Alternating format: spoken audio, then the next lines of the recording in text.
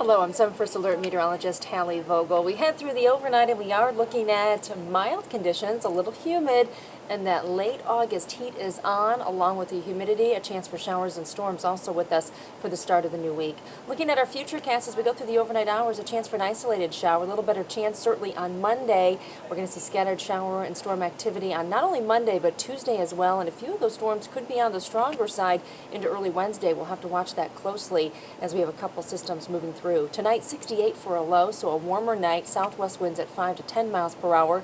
90 degrees tomorrow. It's going to be hot. It's going to be more humid. And again, the chance for a shower or storm both days, Monday and Tuesday, into early Wednesday. And then temperatures back down into the mid-80s on Thursday. Some relief from the heat and humidity on Friday. Then it builds back in for the end of next weekend by Sunday. Well, thank you for clicking on WXYZ.com. I hope you have a great night.